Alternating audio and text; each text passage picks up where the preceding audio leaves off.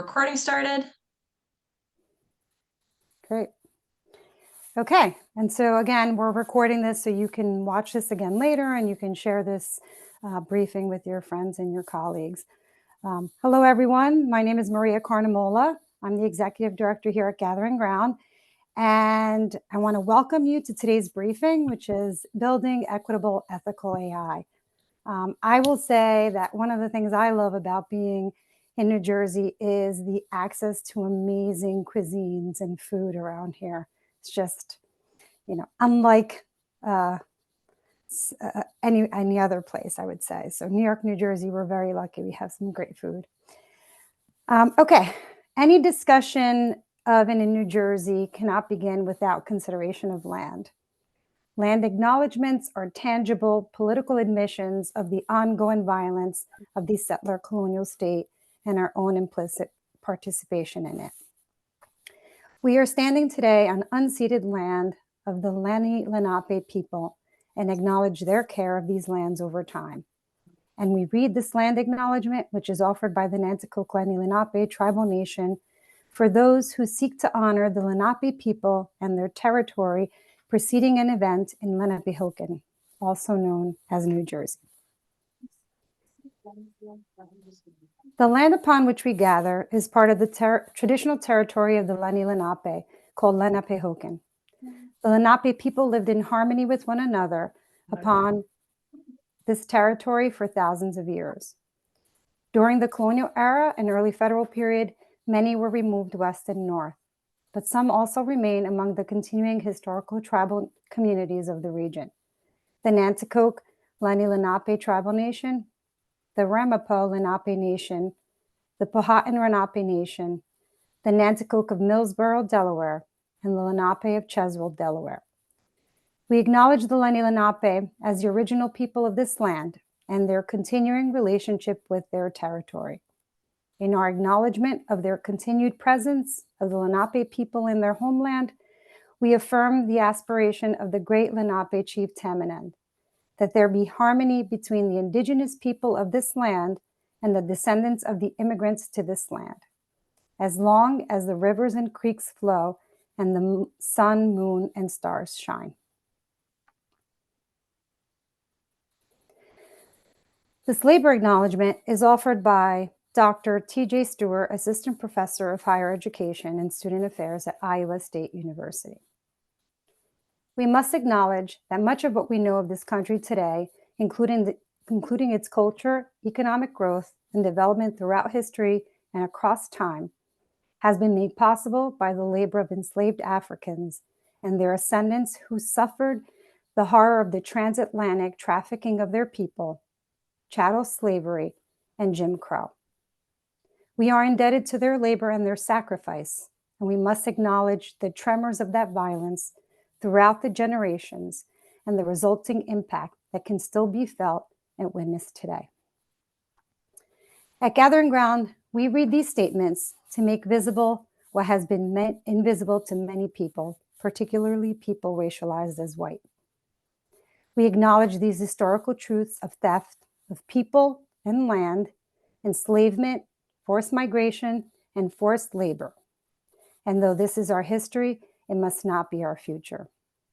We want to work together with all of you in disrupting this fatalistic view and create new norms for a more equitable sector. Before I turn it over to our guest speaker today, Nicholas Azulay, I want to tell you a little bit about Gathering Ground, especially for those who are joining us for the first time. We are a multicultural, multiracial, multi-generational, and socioeconomically diverse movement of people committed to taking action that creates thriving and equitable communities. Our mission at Gathering Ground is to create a more just and equitable world through collaborative learning, community engagement, and meaningful action. We envision a society where diversity is celebrated and everyone has the opportunity to thrive regardless of their background. Gathering Ground offers a variety of programs designed to address systemic issues and empower individuals to become agents of positive change.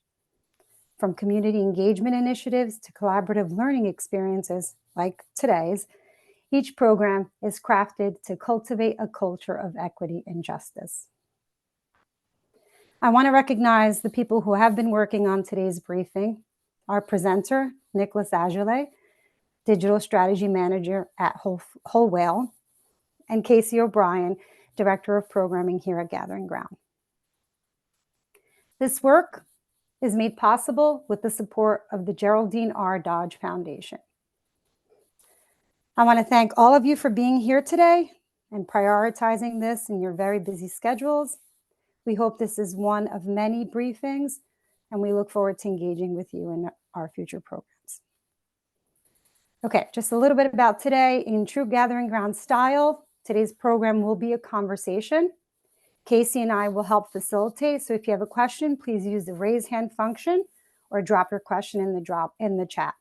And we're going to do our best to answer every question. I'm going to say a few words about Nick before I turn it over to him, and then we'll get started. Nicholas Azulay has spoken on topics like digital organizing at Netroots, real-time campaign monitoring at NTC, Nonprofit Technology Conference, and the ethical use of AI at the New Jersey Center for Nonprofits. As a digital strategy manager at Whole Whale, Nicholas emphasizes the role of digital political advocacy in the company's work and has contributed to projects that include political, legislative, and human rights objectives. Nicholas is pursuing a graduate degree in human rights studies at Columbia University, where he studies and researches the intersection of technology and human rights. In particular, Nicholas has earned academic expertise via coursework and research on topics such as social media and human rights advocacy, human and digital rights in Eastern Europe, and broad expertise in international human rights law and international humanitarian law. I encourage you to learn more about Nicholas and about Whole Whale on their website, and we are putting the link to their website in the chat box right now. Okay, I think we're ready to get started, so I'll turn it over to Nicholas. Thank you so much for that introduction, and thank you so much for having me here, everyone. I'm very excited to be speaking with you today. I'm going to go ahead and share my screen. And I will go into slideshow mode. Can we all still see my screen? Excellent. All right, well, I'm so excited for today to be talking to you all about building ethical and equitable AI. So we are going to get started, but I just want to kind of briefly introduce who I am and what our perspective is in a way that I think will be really helpful to grounding this conversation. So I work for Whole Whale. We're a digital agency that helps nonprofits increase their impact. For many years now, I've been helping nonprofits, both in New Jersey, in New York, but around the country and even internationally, leverage technology for good. So if you work at an organization, we do fundraising work, we do digital marketing work, we help with development strategy, anything technology and nonprofits or social impact related, we've probably worked on in some way. And that's been really exciting because I get to work in so many different issue areas, whether it's health advocacy or political advocacy, or even like asylum rights advocacy, many different services. So I'm gonna skip this because I already got a wonderful introduction. But the purpose of today is to talk about AI. AI, it's in the news, it's big, it's scary, it's exciting. I know that people come to this conversation from many different perspectives with varying levels of maybe experience or interaction with certain AI tools and might have questions about what it means to use AI ethically. So that's going to be the goal for today. We'll start off by going through a brief overview of AI. we'll transition into ethical and human rights considerations around AI. We'll talk about how you could use AI ethically within your organizations, and then we'll conclude with crafting an AI use policy. What does it mean to actually implement a policy for the ethical adoption of new technologies in our workplaces, in our lives, whether we're organizers, we work in the community, that kind of thing. So to just before we dive right into it, one note, we are going to be covering a lot in this. There's so much to talk about. If you just started Googling AI, you know what I mean. There's so many tools, there's so many perspectives and really, really important questions. And we simply don't have a ton of time to get into all of it today. So in many ways, I want this to be a broad overview. It's an introduction, and we're going to be talking about some really meaty and important topics. But because of time, we're going to be doing so at a cursory level. And that doesn't mean that the conversation ends with what we talk about here. In many ways, I want this to be something that kind of inspires you all to learn more. So we will be sending this deck to everyone. You'll have the recording. We've also put together additional resources. So we really want to encourage folks to learn more. Every picture you see here is hyperlinked, so you can click on it, learn and read more in depth because there's a lot to cover, but I'm really excited to get into it. Additionally, if you have questions, please feel free to put them in the chat, or if you'd like to say your question out loud, please feel free to raise your hand, and Maria and Casey will kind of field those questions. All right. So we can get into it. So first, an overview of AI. We want to talk about what is AI, what is it doing, what are its uses, and what are its limitations. So we're going to start off with a poll. Some of you all have already done this poll, but why don't you do it again? I think we're going to see this poll in the Zoom chat soon, but the question is, which of the following best describes how frequently you have used artificial intelligence tools like ChatGPT, or maybe you use the new AI in search over the past 12 months? Never, rarely, sometimes, often, or always? And I think there will be a poll coming soon. So Nick, there should have been a poll, but it appears that because Maria and I logged in under the same account, that I am shut out from actually launching that poll. So how about we do raised hands, either do the raise hand function or raise your actual hand or come off mute. Great, thanks. So how many for never?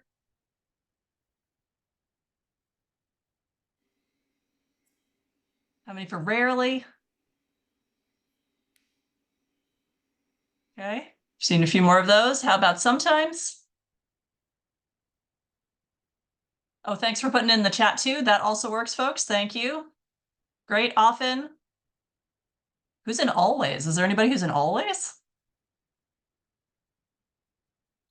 All right, I'm seeing a majority of nevers or rarelys, the occasional, often, and sometimes. Okay. Okay, so this is really helpful. Thanks, everyone. So it sounds like we have some familiarity. Maybe some people, this is totally new.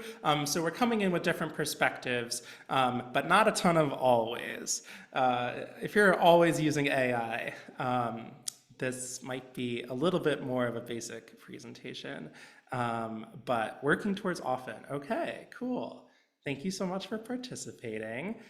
And Paul, do you have your hand raised because you have a question, or this is from the polling? From the polling, sorry. Okay, awesome. No worries. No, not a problem at all. Okay, Nick, go ahead. Amazing. All right, so our next question is also color coded, and we'll kind of, Casey, I'll let you go through this as well, but how do you feel about AI and its role in society? All right, so hands up for AI terrifies me. Or drop it in the chat. The bad outweighs the good. Okay. Seeing a few. Terrifies me seeing, okay, yellow in the middle, right? There's both amazing applications for AI and some serious concerns. The good outweighs the bad. How many folks for that?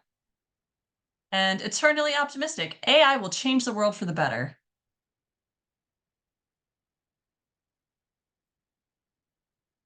So overall, I'm seeing sort of leaning in, could go either way, and leaning toward I don't know, this might not be the best option. The bad outweighs the good. Amazing application and serious concerns. Thank you, Elizabeth. Helpful but Great. concerning. Okay. Okay, fantastic. So it seems that we're coming at this from different perspectives, which is awesome, right? That's what any good diverse group of people with different experiences will have. And my goal for today is to kind of open in new perspectives, to consider new perspectives. Because I think this question is, quite frankly, as broad a question as, is technology good or bad? That's a very broad question, right? And it kind of depends on the context. And today, what I want to do is I want to talk about the amazing ways that AI can help our nonprofit organizations, our communities, our whatever kind of professional environment we're working on or whatever projects we're working on. But I also want to talk about some of the really serious concerns of AI and its application. So I'm not trying to persuade you in one way or the other. I'm not an AI evangelist. I'm not an AI doomer. I want to kind of give you the lay of the land so we can understand what this technology is and make it work for us ethically. So I have some rules on AI. There's a lot of people talking about AI right now, but these are kind of 5 key things to keep in mind as you're seeing people have these conversations. The first one is that AI moves quickly. This stuff is changing rapidly. I had to update this deck yesterday because of events that happened on Monday and Tuesday. So be skeptical of anyone who claims that they know definitively what the future of AI will bring, because I can promise you they do not. Rule number 1. Rule number 2, AI is not new. We've had computers and technology and supercomputing and quantum computing for quite a while. Generative AI, which we'll talk about what that means, is new, and it's much more accessible. It's much more efficient. That is definitely new, but AI itself is not new. AI is a very broad term, and if you've used YouTube or Facebook, you've been interacting with AI already for many years, and you may not know it.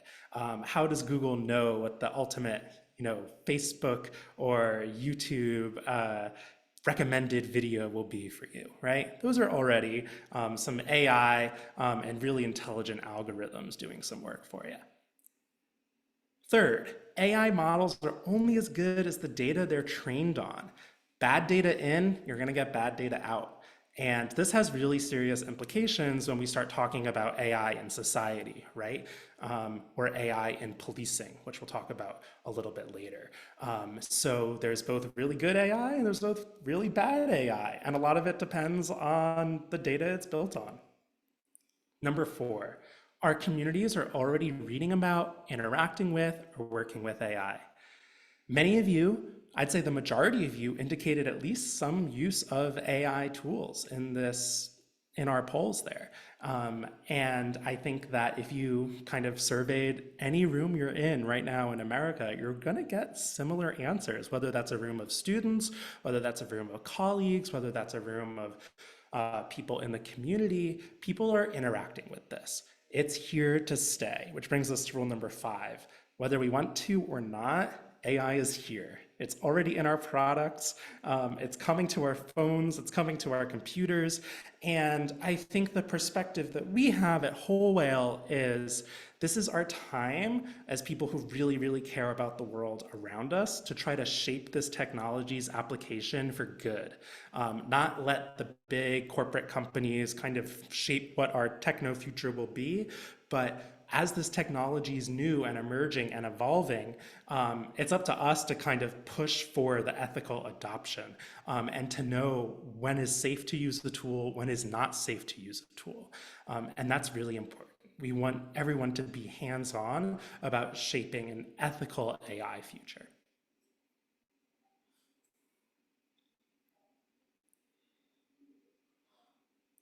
So I alluded to this a little bit more, but I want to talk about generative AI. Artificial intelligence itself is a very, very broad term. It includes things like machine learning and deep learning, but generative AI is usually what we would call the creation of text or images or videos or even music that's entirely new. It's made from scratch. These are kind of how we talk about the newest types of AI that you're hearing, whether that's ChatGPT, writing a poem for you, or another tool creating images for you. That's generative AI.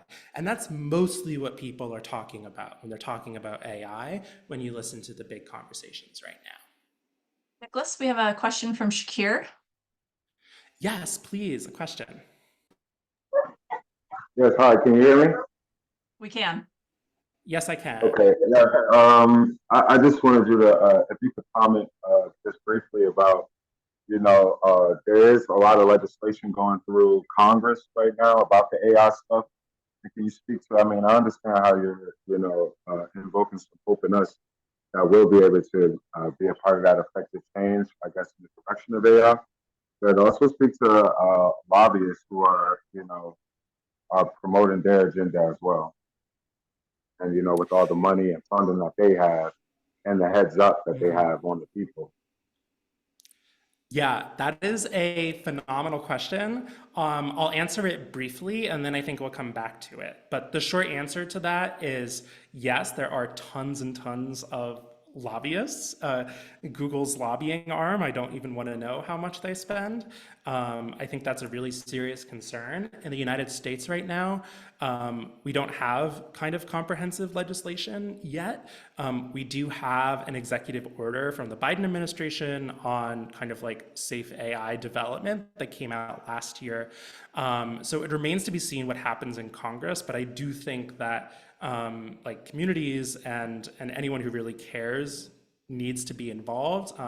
There's a whole host of organizations that NGOs, nonprofits that are advocating for the safe, like human rights approach to AI. There's a lot of research that's going into it. So there is pressure for regulation. As a general rule of thumb, when it comes to tech policy, you want to look to Europe because they tend to be 10 to 20 years ahead of wherever we are in the United States. And they did just officially go through the last hurdle in the EU AI Act. And I imagine that Congress is looking at that as something of a model. They're very, very proud of it over in Europe. It remains to be seen, though, how effective it actually is. But we'll definitely come back to the regulation piece. Yeah, thank you.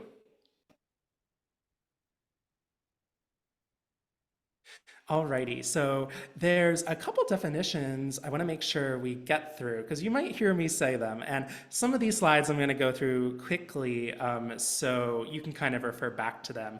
But two of the most important ones that you need to know are LLM, which stands for Large Language Model. This is what ChatGPT is. And then model, which is in itself the definition of LLM, stands for the different types of large language models that exist out there, whether that's GPT-4, whether that's Claude, or Meta's Llama model. So large language models are what we're dealing with when we're talking about generative AI. And I'm going to use ChatGPT as the example to kind of explaining this because it's kind of the most straightforward to understand and probably the model folks have experimented with the most. But essentially, it is trained on a set of parameters, billion pieces of text, and it uses predictive machine learning and algorithms to kind of predict, based on your question, what natural language responses would be. And this is really important because large language models are not inherently smart. And that's very important. If you ask it how to bake bread, there is not a computer that's thinking to itself, how does bread work? No, it is a language model. It is predicting. It's very, very good at predicting, but it is predicting what words can we say in this order that make most sense to answer a question about bread. So it's kind of like those games you might have done as a kid, like telephone, like every person writes a new sentence in the story and you pass it around the classroom. It's kind of like that. So that's a really important distinction as we talk about LLMs, large language models. And there's so many companies working with LLMs or other types of AI models right now. I'd say the big three are OpenAI, Google, and Meta. And these companies have been injected with billions of dollars, Google with the Bard and Gemini models, Meta with its Llama model, OpenAI, which by the way is backed by billions of dollars from Amazon. These are, Microsoft, these are kind of your core ones. The additional one I'd mention is Anthropic, the Claude model, and this is backed by Amazon. So even though it seems that there's a million AI companies out there, it's really the big dogs that are playing the game the hardest. There's so many amazing uses of AI for nonprofit organizations, for community organizations. There's marketing. You can use it to write emails, to write social content. You can use it to write website content, right? Such an amazing use of a tool to generate first drafts of so much amazing content that could be helpful for your audiences. I've also seen uses of AI in fundraising and development. Using AI to help understand how donors are donating. You can use it for outreach. There's so many different ways that AI can kind of automate your systems. Grant writing is a really popular one. There's some AI grant writing softwares. There's a data management and organization. You can plug AI into spreadsheets and have it do all that data management for you. Research, this is a tricky one. This gets more to the social implication side of things, but hiring and HR, AI has been used in resume screening, ethically or not, for a long time already. We can talk about the implications of that. General computing, and then consumer use. AI is coming. So for the folks who said never to using an AI tool, if we did this presentation next year, even if you tried your hardest, you're not going to be able to ignore it because it's here. And it's going to be in our phones, it's going to be in our computers. It's already in Zoom, I think. So AI is coming. And just to let you know, kind of underscore how quickly this stuff is moving. Here is a video from OpenAI that was released. Is the king in residence at the moment? Yes, it looks like the king is in residence right now. The royal standard flag is flying above Buckingham Palace, which is the signal that the monarch is present. How exciting to be there while the king is home. Try and tell me exactly what they're doing right now, please. Right now the ducks are gently gliding across the water. They're moving in a fairly relaxed manner, not in a hurry. Occasionally, one of them will dip its head under the water, probably looking for food, and then pop back up. I even know when a taxi is coming with its orange light on. I think I'll hail it to get home. Yes, I spotted one just now. It's heading your way on the left side of the road. Get ready to wave it down. Great job hailing that taxi. It looks like you're all set to go. That's a good dog right there, leading the way into the taxi. Safe travels. All right. So this is just from earlier this week. This is a video from OpenAI in its new GPT 4.0 release. And the next slide, which we're going to skip for time, but at Google's I/O, they also released a model update rolling out AI into all of its products. You now see AI in Google search. So why is this important? It's because AI is already here. 75% of people are using AI at work already, according to this study from Microsoft or LinkedIn. And as you could see from those videos, it's coming to our phones. I saw some folks in the chat saying it's already here. And Teresa even brings up a really good question about how smaller organizations struggle to keep up with technology.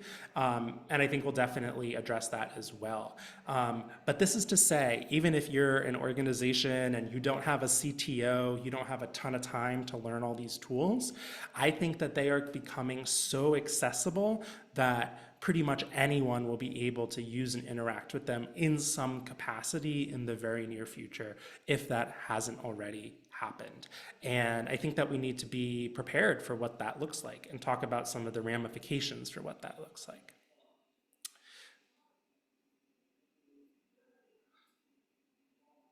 All right, I apologize. Just one moment. I'm going to go ahead and restart my sharing my screen.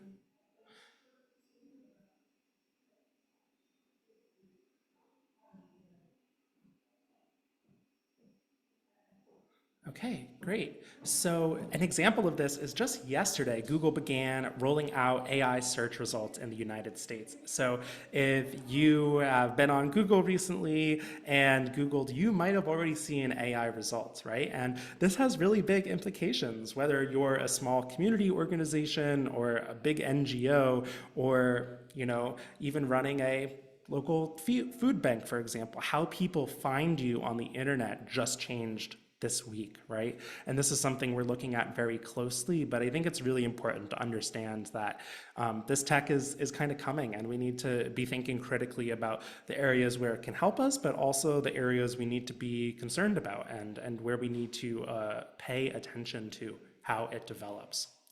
And that very much takes us into our next section, which is on ethical and human rights considerations of AI. And this is in particular what I study and am interested in. But I want to frame us broadly within the timeline of history in that AI itself is not especially groundbreaking within the progression of technology, right? This is not the first time we're at what feels like some new technological epic, right? You hear all these people, oh, AI is going to destroy the world. Oh, AI is going to set us free. Listen, people have been saying that about technology for hundreds of years, and we're all still here. That said, it does impact and change society, right? So in 1858, it took 10 hours via telegraph for President James Buchanan to respond to Queen Victoria. In 1928 was the first time that President Calvin Coolidge placed a telephone call to King Alfonso in Spain. And in 2015, that was the first presidential tweet, right? Technology has been moving quickly, but it's been moving quickly for hundreds of years. And that is to say that we should still be optimistic. We're going to be talking about some challenges, but we should still be optimistic. And there is still a chance that we can harness this technology for good and channel it in responsible ways, as we've done with technology before, to varying levels of success. So what I want to do is I want to ask, to kind of kick off this conversation, where does technology intersect with our daily lives or our public lives? What aspects of our public life does technology intersect with? Just to start us off brainstorming. And feel free to come off mute. Well, I would initially say our perception of reality. Thanks, Shakir. Someone Yeah, else? that's a great one.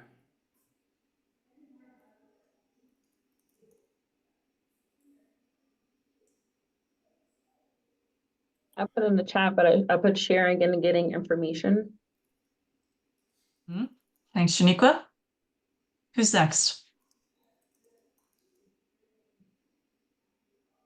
Communications with our families, friends, and any networks that we have. Thanks, Elizabeth. Learning and development. Yep, good one, Paul. And then even just entertainment.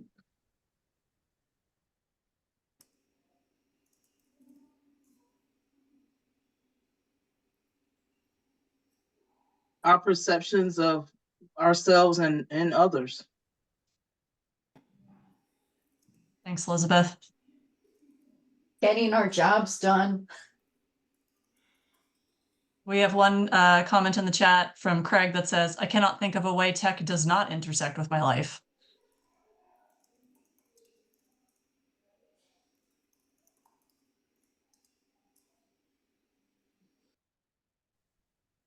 Yeah, these are really great. And I see we had a chat from Craig. I cannot think of a way tech does not intersect with our lives, and it seems that Barbara is echoing that as well. There's no place, no point in technology that does not intersect with. Smart homes, yeah, you can turn on the lights in the kitchen with technology, it would seem. And I think that is the point I'm trying to make. Paul says time and resource management as well. And I think that it's important to understand technology as truly impacting with every aspect of our lives. And more specifically, every aspect of our perceptions of civil rights, human rights, and our public, communal, and social spaces, right? Technology impacts our freedom of speech. Technology impacts how we access healthcare, personal privacy. Technology impacts how migrants arrive and get detained and or are screened at the border. It impacts how we think about racial and economic justice. It impacts how we vote. Remember the crazy voting of 2020 and vote by mails and thinking about election integrity and mis and disinformation, right? Technology impacts all of these aspects of our public lives, and I think that's really important. And I said at the top of this presentation that there's too much here to cover, and I hope I've made the case for why. But we're going to try anyway in a limited way to cover some of the topics. So there's some key terms that I want to go through, and I want to first give us a chance to talk about some terms as we think about some of the challenges of AI. There's some key terms, and one of the first ones is misinformation. What do we think that means?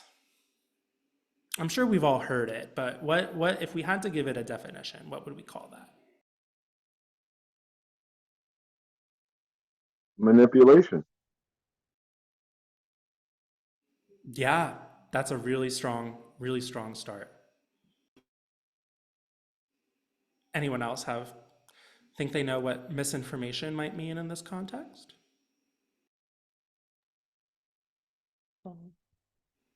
Yeah, things we thought we understood, but it was not entirely correct. Exactly, right? And this is something that really has come up in American public and social life over the past couple years, right? But is the information we're consuming accurate? Is it portraying things fairly, skewing what facts are, distorting the truth, misleading? Yeah, guys, these are great. And this is such a huge problem. And I just submitted a final paper for a class on literally this topic, digital misinformation. And AI has the potential to exacerbate that, right? We're typing into ChatGPT, we're saying, oh, where do I vote in this election? And guess what? ChatGPT is going to give you incorrect answers. There are journalists that just discovered ChatGPT is giving people incorrect election information. That's a really pernicious form of misinformation and something we have to be really careful about with AI tools, right? So when we're using them at work, we're using them with our students, wherever kind of venue it may be, we have to be careful of misinformation. Why? because I want to bring us to our next term, and that's hallucinations. And I'll do this one. Hallucinations are when AI tools themselves make up stuff that's true or not true. It's hard to know 100% that those AI models are giving you correct information, because remember what I said before, AI models are not intrinsically smart. They are playing a very, very sophisticated guessing game of what words in what order will make the most sense to you. And in order to do that accurately, they're going to be making some guesses and some estimations from time to time, and they can sometimes be wrong. So that's a really important key. Okay, I see the chat is popping off, so I'm going to check into it. Teresa says, would you say misinfo is unintentional and disinfo is intentional? Teresa, that's a great point. So yes, if we're being very strict about it, researchers would say that misinformation is kind of unintentional spread of misinformation, which AI can definitely do, right? You and I can read something in AI, we can think of it as truth. We go tell our friends, we're spreading misinformation, but we're doing it unintentionally, right? Disinformation is malicious. It shows malicious intent. It was election hacking, right? It's been proven that that there were multiple attempts to sow disinformation campaigns within the United States during the past couple elections. So there is a difference between mis and disinformation in terms of levels of intent. Hallucinations is the term we use to describe AI doing that, basically. And then the last term I want to get to is algorithmic bias. And that's beyond kind of how all this information spreading in the world. Is the algorithms itself fair? Because as Casey kind of wrote in the chat, it's a source of information that's been scraped from data. But if that underlying data is itself biased, you run into real problems. Because if these models are trained on biased data, you're going to get biased results or biased answers or misleading answers. So all of these kind of questions swirling around are really important to talk about. And right now we're going to talk about some real world examples of what misinformation and disinformation and algorithmic bias means for the world. So there's lots of kind of crisscrossing ways in which this intersects with our daily lives, right? So we have the misinformation, the malicious intent, hackers. It's much easier to hack now with AI, right? AI can write and generate code very, very quickly. It's a major security concern. Algorithmic bias, AIs stereotype. AIs might be able to produce hate speech, right? If AIs are reading everything on the internet is not, a great place. There is a ton of risk that those AIs are reinforcing what we'd call that algorithmic bias in the training data that's leading to stereotypical portrayals or racist portrayals, or even at its worst, hateful portrayals. And that's a real concern. AI models and tech are also used widely in public life. We'll talk about policing, AI and predictive policing, AI in housing applications. One of the largest lawsuits, federal lawsuits, was just settled against Meta for housing discrimination, actually. Algorithmic bias in the Facebook algorithm was a form of housing discrimination. And it's a complicated case, but that was just announced as settled by the Department of Justice. And healthcare, right? How does AI's implications in our healthcare system work? What happens when doctors start using AI? Is that data representative of diverse populations? There's so many kind of crisscrossing things to think about and how this technology, like any technology broadly, interacts with society.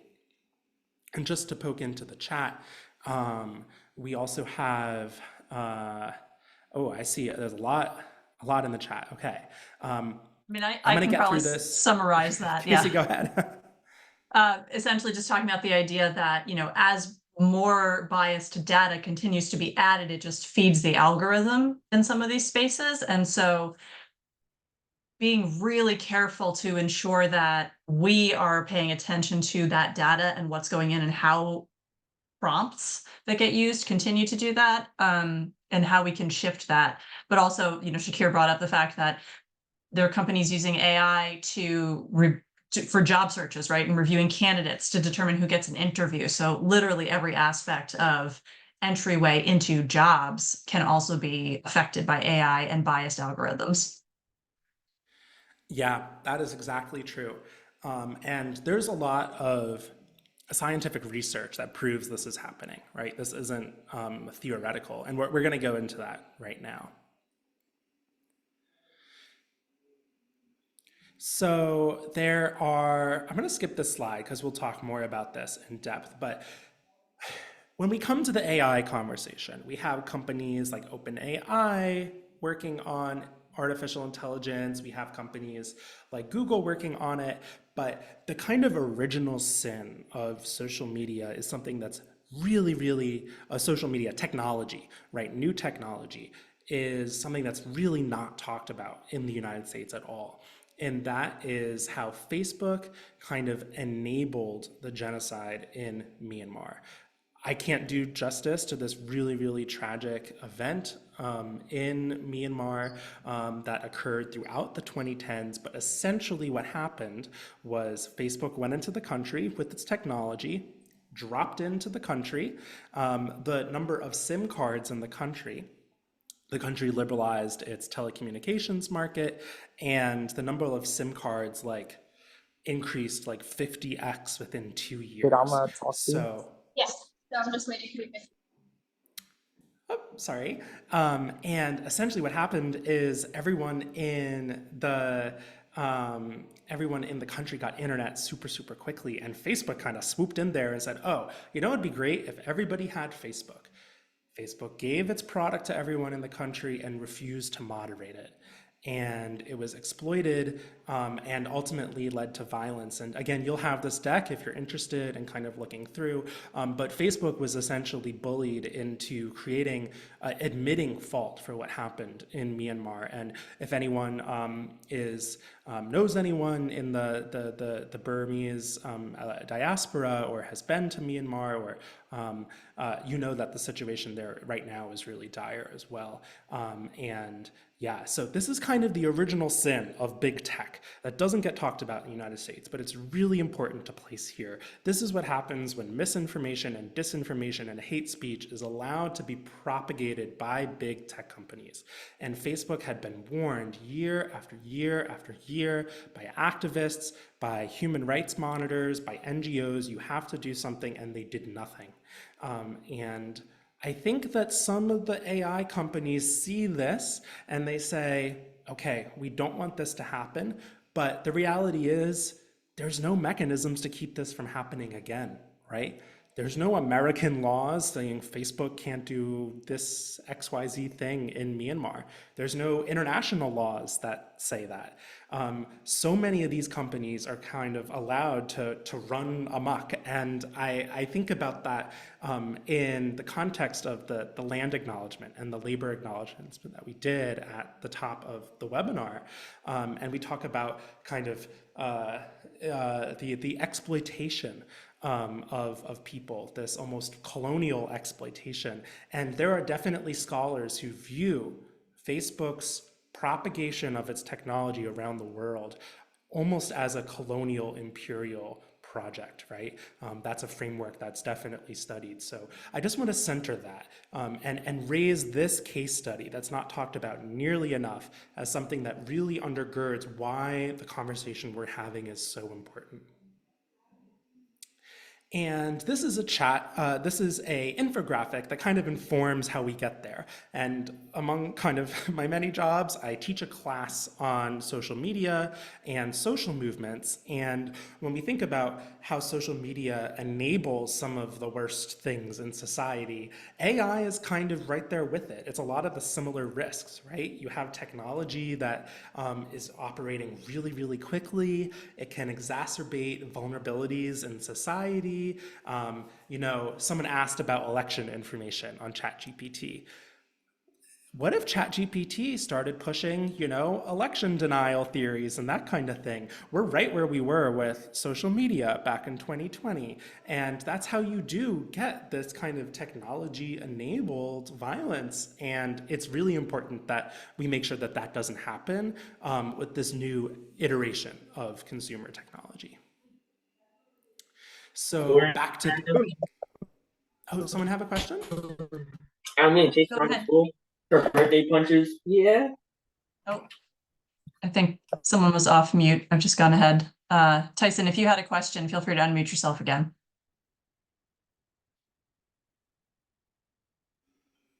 Okay, great. So some of those examples, we talked about it, but election integrity, for example. So this was a big year for global elections, in so many places, the United States, EU elections, elections in Taiwan, right? How will AI and social media play a role in that? So there's a lot of people paying very close attention to election integrity, because we know what happens when we have mis and disinformation playing out in elections. In the India election, we have deepfakes of Bollywood stars talking about the election. AI deepfakes, by the way, are kind of generated AI fake videos of people saying things that they shouldn't be saying or never said in the first place. And even right here in the United States, just a couple months ago, there was an AI robocall going out to voters in New Hampshire, I believe. And it talked about, trying to persuade people not to vote. So it's happening here too, right? And this technology is super available. I could, for like $5, go on and generate Joe Biden saying anything. And I don't necessarily know if we're quite prepared for the consequences of that. Another consequence of AI and how it interacts with society, and I've alluded to this, is AI and policing, right? And this is something that's, I think, been really well documented by a lot of researchers and advocacy groups, but AI is being used by police departments across the United States. There's something called predictive policing, in which AI and algorithms are informing police departments where to place officers, right? And you can see that that becomes a really dangerous self-fulfilling prophecy. If you accept that police departments have some level of bias in them, and then the AI sees, oh, okay, well, people are being arrested at higher rates here, let's send more police officers there. You go into this spiral of AI-enabled, self-fulfilling prophecies in which you're kind of reinforcing bias in really, really pernicious ways. And we see that with predictive policing. And I think in one of the most egregious examples I've found, there's an AI tool called Compass, which is actually used by court systems, and it will look at people who have been arrested and determine algorithmically whether they are eligible for pre-trial release. So directly informing whether or not people will be, in prison or not. And this is here. These articles are from this is right now, right? So it's really, really urgent. And this is a study from scholars at NYU who are basically saying, yeah, this is really, really bad, essentially, because as we talked about, and I know Casey's been having these conversations in the chat, bad data in, bad data out, biased data in, biased results out. And you can see the same thing is happening here when it comes to AI and policing. If you have bias in how policing occurs in the real world, that AI is on top of it, it's perpetuating it in really, really dangerous ways. Nicholas, I'm just going to interrupt for 1 second. There's a question in the chat from Elizabeth. Elizabeth, do you want to unmute and say it? Do you want me to read it? Sure, I'll say it. I'm just, I'm listening to this and just thinking about where are the checks and balances and where do we begin to have a real exploration of the root causes of these downsides, because it doesn't seem to be an interest in that side of it. I know that you and your organization look at the injustice and the inequities, but how do we really begin to pay attention and put systems in place that counteract these things? Yeah, I think that's such an important question. And my answer is not really going to satisfy you because the reality is in the United States, tech regulation is very, very, very hard. And as it stands now, very, very minimal. And you can see that, Congress is obsessed with banning TikTok. Not the right solution to not the right problem. So I think are at the federal level, at the national level, I would say, this is my own opinion, Congress is just completely out of lockstep with actually dealing with the real problems of this new technology. That being said, someone mentioned facial recognition. There's a policing facial recognition tool. I think it's called Clearview AI, and it's an AI policing tool, and it's quite scary and poses a lot of serious rights violations. And police departments have it still exists, but largely stopped using it because of the public backlash. And so many nonprofit organizations and NGOs raised the alarm bell saying, hey, this is like a major, major civil rights violation. We need to end this. And it still exists in some capacity, but I would say that it's the communities, it's the organizers, it's those people that can really make a fuss that can actually change it while we're waiting for federal legislation. And then we need to push for federal legislation. And there's so many people who, as someone who works in the tech policy space, there's a lot of people who really, really care. And it's absurdly hard because these companies have a tremendous amount of influence. So it's an uphill battle, but it's one worth fighting.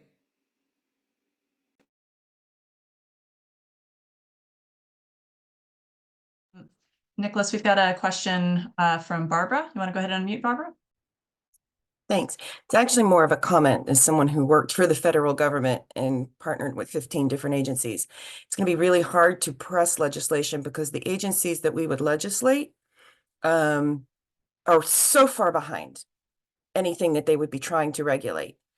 And the agencies that aren't guided by regulation to publish legislation about it would be to admit that that technology exists.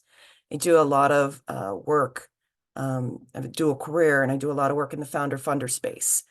And there's a lot of issues. This whole industry is still in its infancy. And as I posted, my son, who has facial hair, because we're both brown, he can unlock my phone. There's so many different inconsistencies because of who is involved in designing a lot of these products. So their own biases get built in. And so on the one hand, I see somebody had written, let's make a fuss, but how?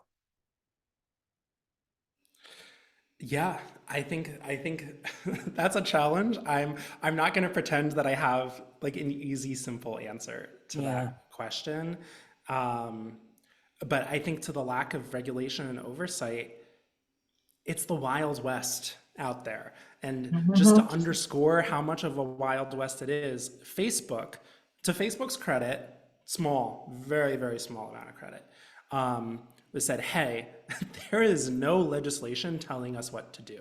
And if you're in Facebook's position, for example, and you're thinking about, okay, misinformation, that's actually a tricky conversation because it's Facebook essentially saying, hey, we don't want misinformation on our platform.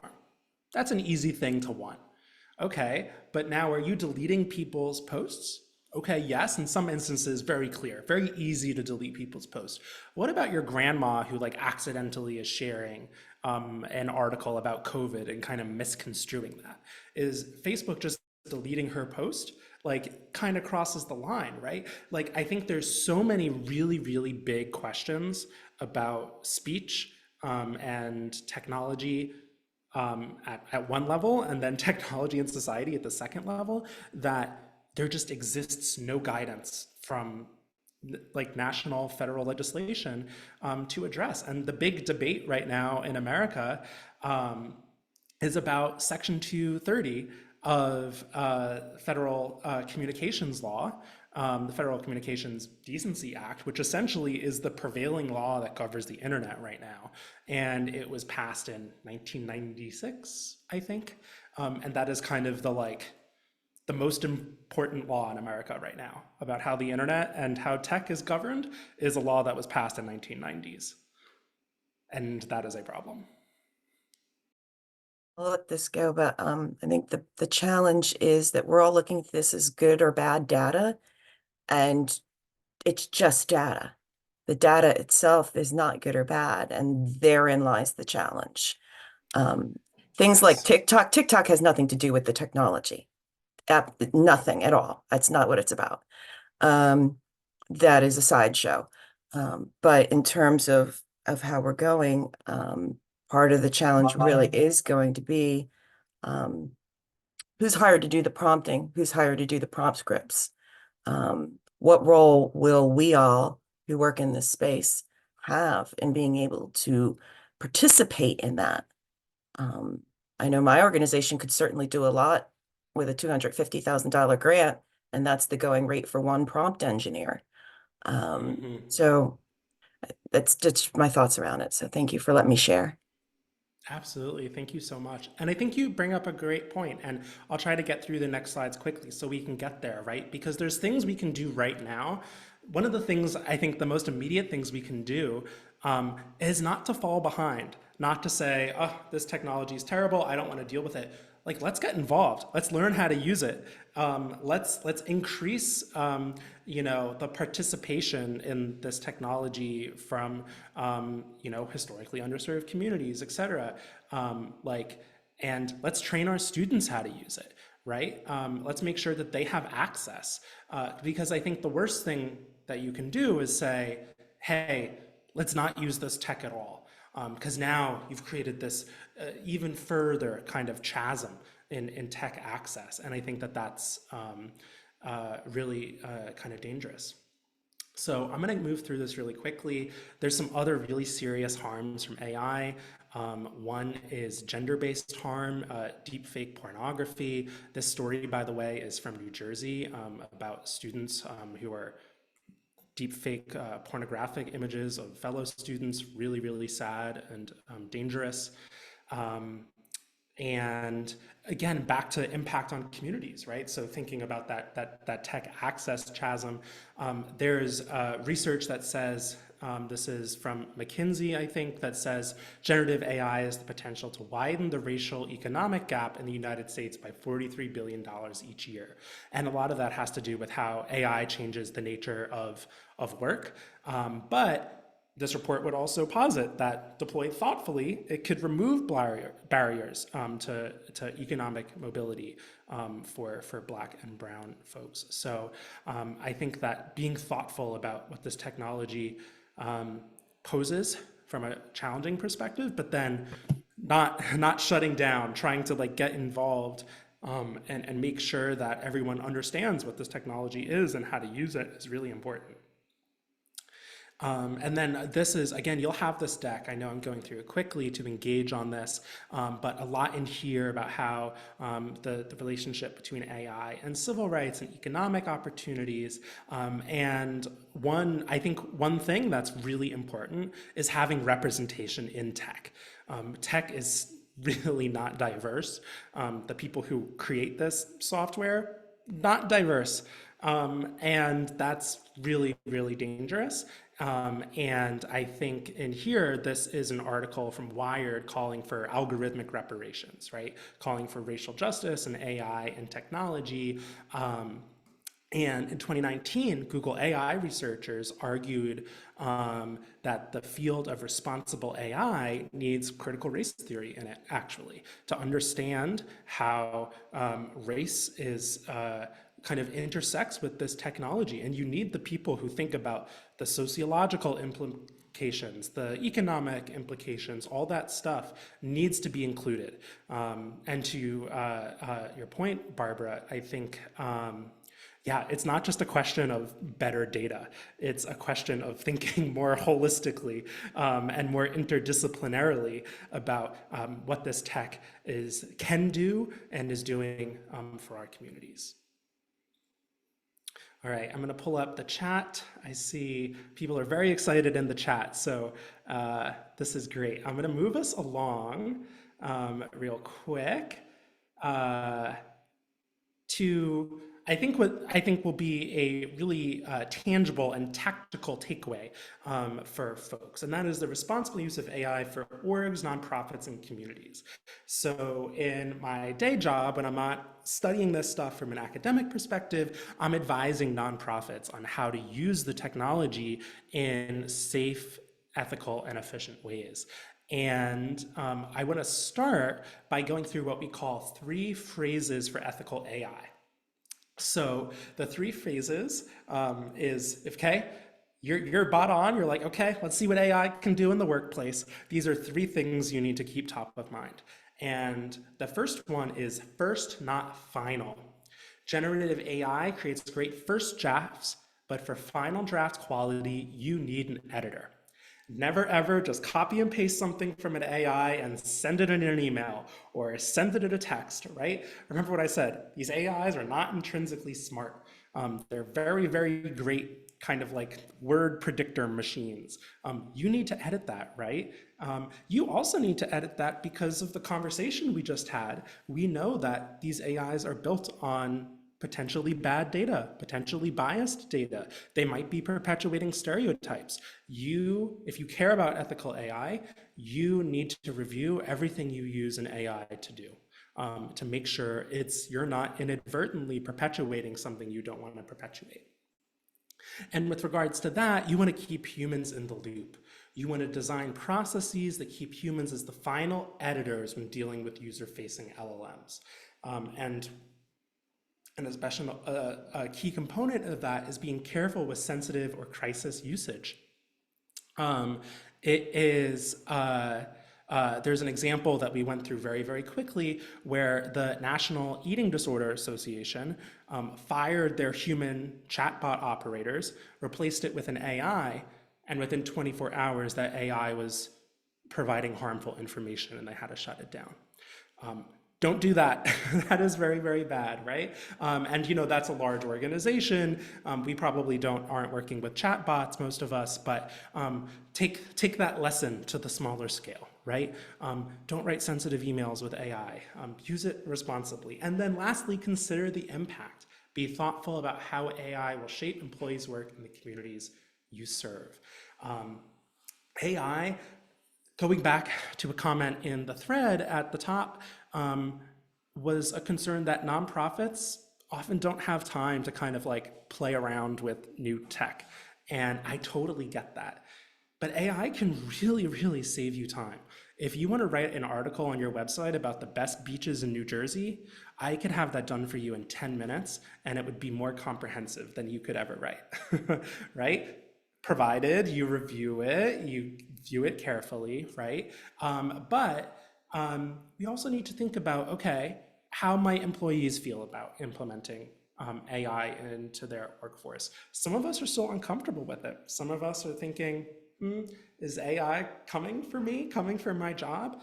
I think the answer is no, but I think the answer is we need to think about how can we use AI in our workplace so we can say, hey, now I have expanded my ability to be productive or to do this and that for my organization, right? So I would say if you're strapped for time, don't be intimidated. See how it can help you. See how it can help you in your day-to-day. Create more time for you, because if AI can do the basic stuff, the first draft of that page for the blog, that'll give you more time to add the human, the creative element to it. And yeah, so think of it like that, I would say. And again, I'm going to skip this a little bit because I know we're getting short on time. But I think it's really important to experiment with it ethically, right? Again, like we were saying, we don't want those gaps. We don't want those tech gaps, right? I think the nonprofit folks and us in the nonprofit sector, like we see that gap. There is sometimes nonprofits are resource strapped, and it's harder to implement and play around with new technology because we're constrained. We're financially constrained. We're restrained in time. We, in each of our jobs, probably wear 10 different hats. And that being said, I think it's really important to encourage experimentation. See what this can do for you. If AI can help shave 15 or 20 or 30 minutes off of your daily tasks, that's it. Not a huge amount. Helps you for 15 minutes. Suddenly that's an hour or two a week, right? And that might free up time to talk to more donors or talk with other folks in the community or to host a webinar. So that's how I'd kind of try to encourage this, right? Because I don't think we should be backseat drivers to this technology because it's here. And I think we need to be proactive about understanding what it can do for us and how it can help us in an ethical way. And one way to do that, and I think Casey just mentioned this, is an AI policy. So Whole Whale, we have an AI policy on our website. We've been playing with this stuff for a long time, trust me. I was in ChatGPT 1 back in like 2019. But we have one on our website. We're transparent with our clients. I think it's important to experiment, but I think it's important to be transparent as well, right? And there's things you need to think about. You need to be thinking about privacy and transparency, right? And if you're an organization, I strongly consider an AI policy. And in the rest of this deck, as well as other places on the Whole Whale website, which can make sure you all have that information, we go through how to draft the specific key tenets of an AI policy, the specific things you should be taking about. And let's see, I'm gonna go an AI use policy. This is the one slide I'll talk about on AI use policy. Casey, I'm gonna check in and see on the time. I know we're getting super close, but the last thing I'll say about AI policy is you're like, okay, AI, I'm scared, I'm excited, I'm optimistic, I'm cautious, I want to do it ethically. This is where you should start. If you're drafting an AI policy, include both the positive and the negative, right? Emphasize learning and innovation. We don't want people to be super tepid, I don't want to touch this, I don't want to experiment. Like, get in there, log into ChatGPT right now. The basic model, totally free. See what it can do for you, right? You have a spreadsheet. I know every single one of us has been in Excel or Google Sheets, and you're thinking to yourself, man, I don't know how to do this, and I really am not excited to watch a tutorial on how to do this thing. Give it to ChatGPT. It could do it for you in 10 seconds, right? The next time you have that problem, go see what it can do. But also understand the negative risks, right? If you're working with staff, you're working in a workplace, make sure that you're emphasizing the risks of AI. There is bias, there is risks, there is potential for harm. Give employees or yourself or your communities, your organizations, empower them to have those conversations and to look out for those risks, right? I think that that's really important. Lastly, if you're writing an AI use policy, don't publish and forget. Remember at the top, this stuff is moving very, very quickly. So revisit this stuff, right? Technology, this deck is going to look very different next year. So don't leave it as a static thing. And yeah, I think that's pretty much it. I'm going to check. And oh, we do have a little bit more time because I think we went a little bit over, but I see a question. Yeah, Shakir, I think that's you. Yes. Go for it. I just had an idea. One thing that I can't take away from this country is they're very capitalistic. So with that, I'm thinking, that means, people will vow to be the best.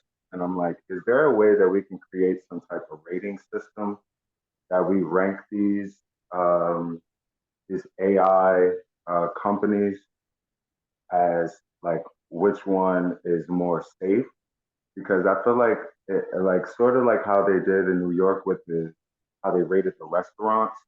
You know, people want to be the best restaurant. People want that A rating, and so I feel like if we kind of unilaterally, and again, this is something we can push legislators on, because at the end of the day, once you formulate it, like our kids are going to be the most impacted, especially when you're talking about the manipulation of these images and even the information. I think that, with that angle and talking about safety, that's the way you can kind of garner people's, because it's like you don't want safety. And clearly these people are saying you're not the safest. So you have a D rating. And so when it comes to parents, I feel like that's a component that we actually could use in our benefit. Also, these organizations will be able to kind of vouch that information. What do you think about I absolutely love that idea, because it kind of brings in an intersection of everything, so many different things that we are talking about. I think right off the bat, there are definitely AI tools that are not all built equally. I will say, if you're ready to go into AI and you want to do it really ethically, you probably want to do Claude from Anthropic, which I think has been dropped in the chat. That is an AI designed for the workplace, essentially. And you can imagine, if you're, a big business, a big company, you don't want some technology to go off the rails, start saying inappropriate stuff.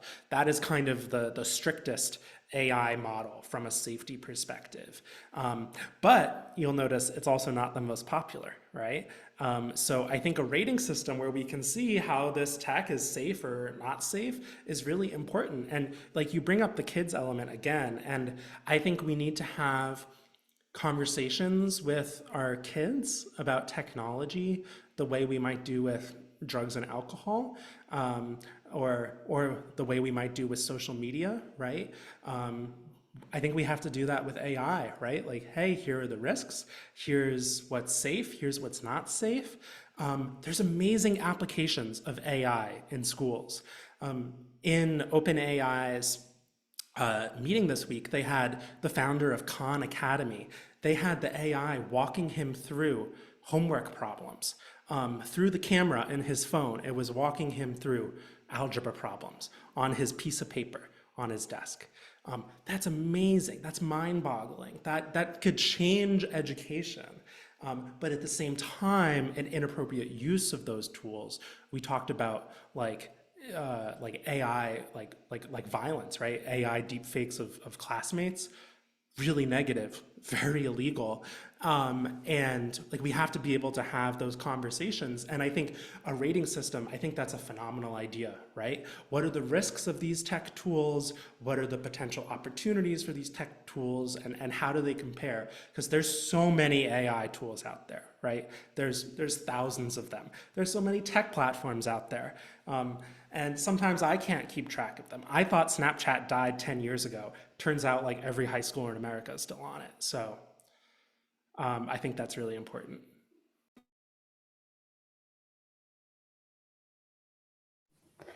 Okay.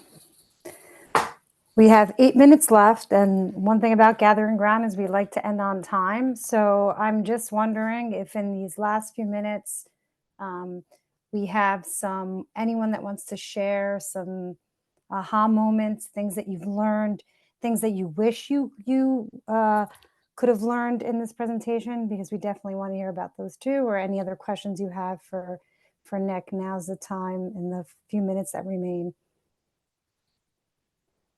I would say I would think I would want to sort of introduce this type of training to my full-time work, and also to pay perhaps some of the environmental justice groups that I work with around the country. Probably 7 or 8 groups I can think of right now, but I think Friends of the Earth can definitely benefit from this. A couple of weeks ago, we got survey sent to us, which maybe had like 1 or 2 questions about AI, but I thought it was awkward. I thought it needed more substance. What are you really asking me? And I think, one of the questions was, do you use it? And how do you feel about it? I, in order to answer how I feel about it, I really need a presentation like this, because I know something about it, but I have not dove into using it as for work reasons, because I'm concerned about the problem, the challenges of it. And so this was just, in short, just really helpful, but something that Nicholas, I hope, and Maria, that can be offered to, again, my company, but then also some of the community-based groups. I think this was really good.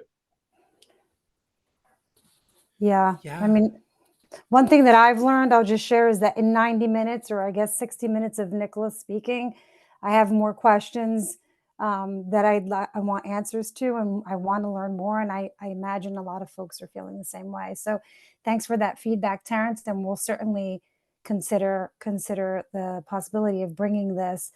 Remember, this is going to be recorded, and although Nick did not go through the entire slide deck, we haven't had a chance to review it. There's a lot of great information in there, so I encourage you to take a look and to share it with people that you think might benefit from it. So we've got a couple of questions. So one, I see Jennifer, you've got your hand up, and then there's a question in the chat. So Jennifer, why don't you go first, and then Barbara will get to your question in the chat.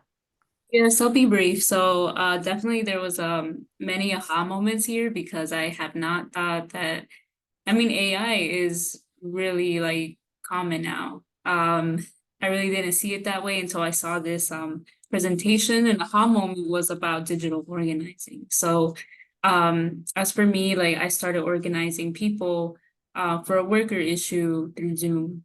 And it was very difficult because, like, in the pandemic, you want to see people, you want to make those organic relationships, but because we were all isolated, we couldn't really do that.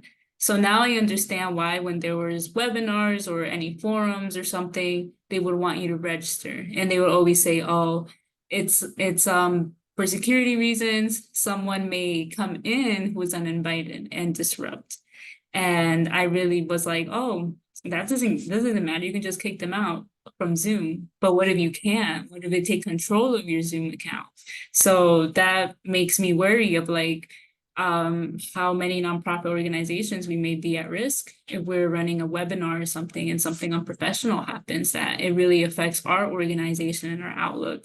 So literally, it just makes me feel more responsible to the organization, but also letting people know that with the internet use, you're very vulnerable, basically. So I feel like that was very interesting.